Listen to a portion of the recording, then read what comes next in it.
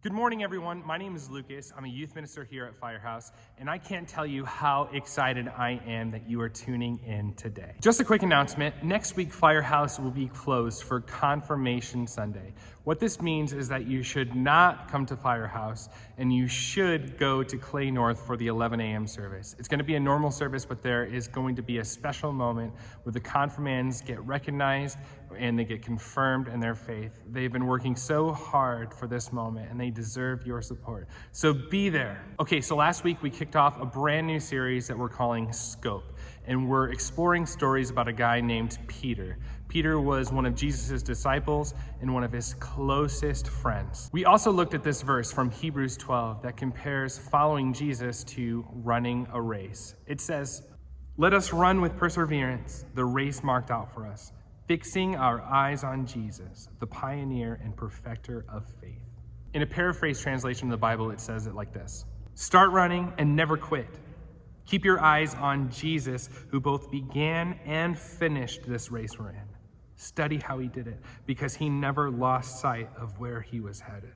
This means that throughout our lives, no matter what we are doing, we need to keep Jesus at the center of our focus.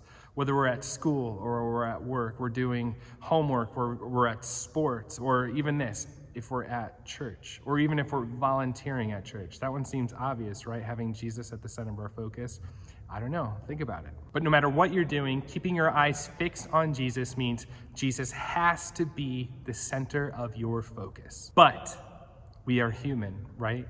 And what does that mean? It means that we're not perfect. We make mistakes, we slip up, we get distracted. Sometimes we start doubting our faith, or sometimes we have more faith in ourselves than we have in Jesus. Especially when the circumstances around us are distracting us, it is incredibly difficult to keep our eyes fixed on Jesus. And look at Peter, one of Jesus's closest friends and one of Jesus's disciples. This was a guy who spent a ton of time with Jesus, and he spent a ton of time face to face listening to Jesus. And even Peter had a hard time keeping his eyes fixed on Jesus. And he had a hard time keeping his focus and his trust in Jesus when the circumstances had him distracted. So we're going to read one of those moments that Peter took his eyes off of Jesus. If you have your Bibles, we're going to open up to the Gospel of Matthew, chapter 14, verse 22. So before this begins, though, Jesus had been preaching to these massive crowds that had been following him around.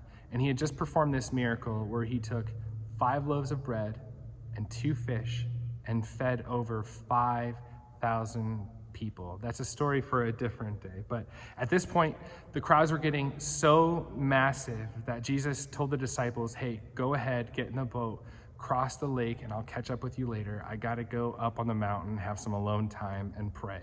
Okay, so let's read Matthew 14, verse 22.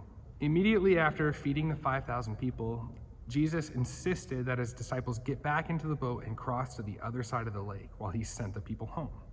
After sending them home, he went up into the hills by himself to pray. Night fell while he was there alone.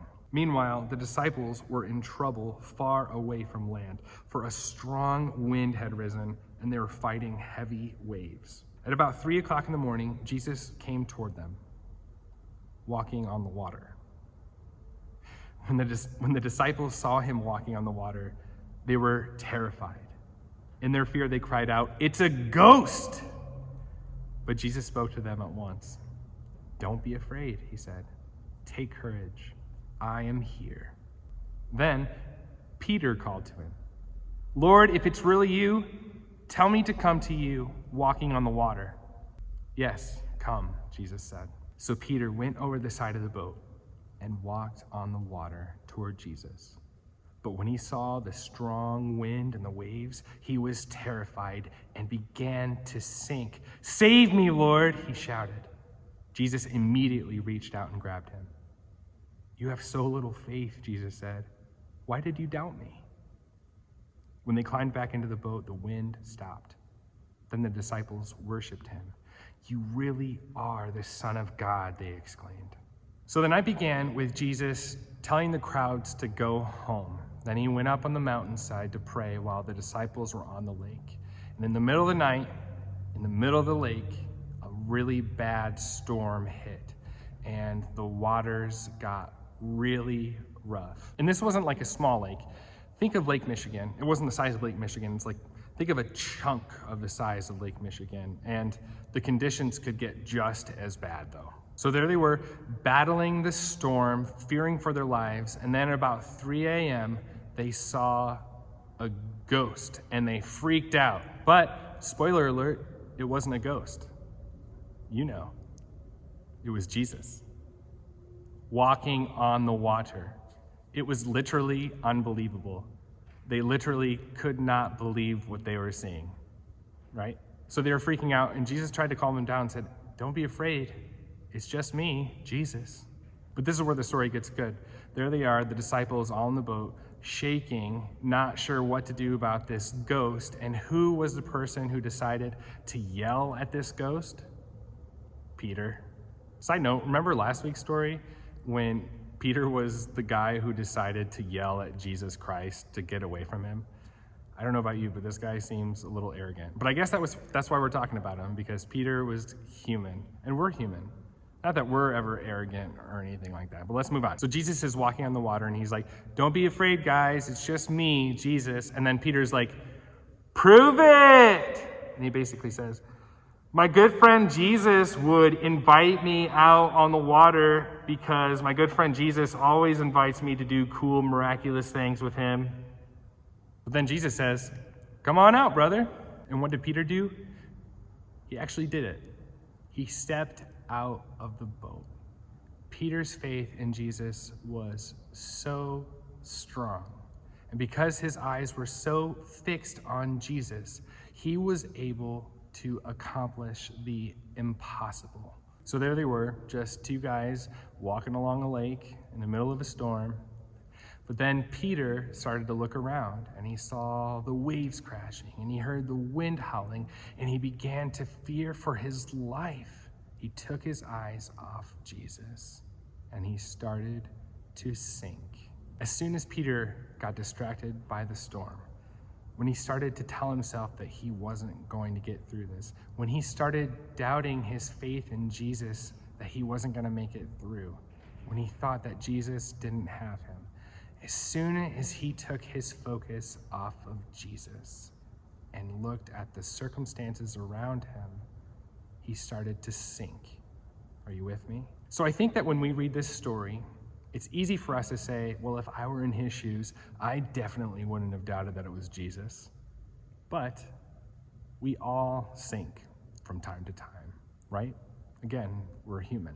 We say that we want to fix our eyes on Jesus, but we get distracted by all the circumstances around us. We say things like, yes, I'm going to put my focus on Jesus, but I just have to do this first.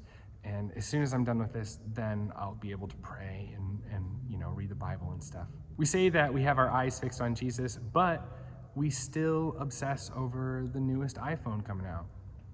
Sometimes I hear you say that you want to focus on Jesus, but your family is just a little too screwed up right now, and you really don't have the time or the energy to focus on Jesus with everything going on around you.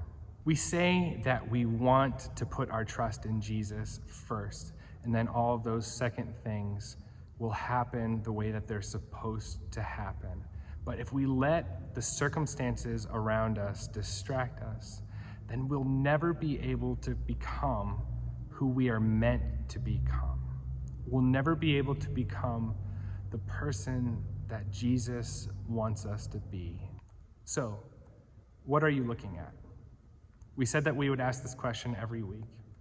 What are you looking at? Are you looking for what God is doing in your life, or what God is doing all around you?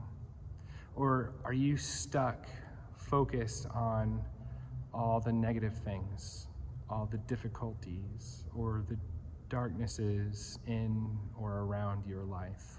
So today I want to challenge you to start looking at the big picture. God is the creator and giver of every good thing.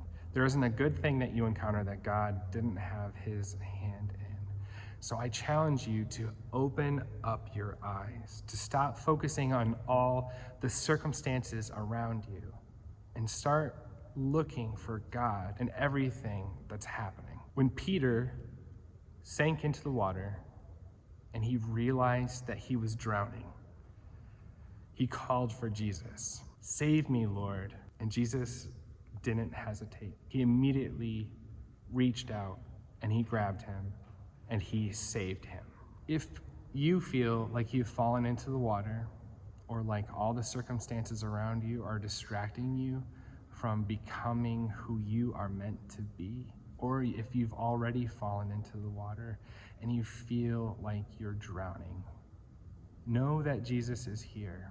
Jesus is here reaching out his hand and waiting for you to call for help. How do you think the story would have been different if Peter would have kept his eyes fixed on Jesus?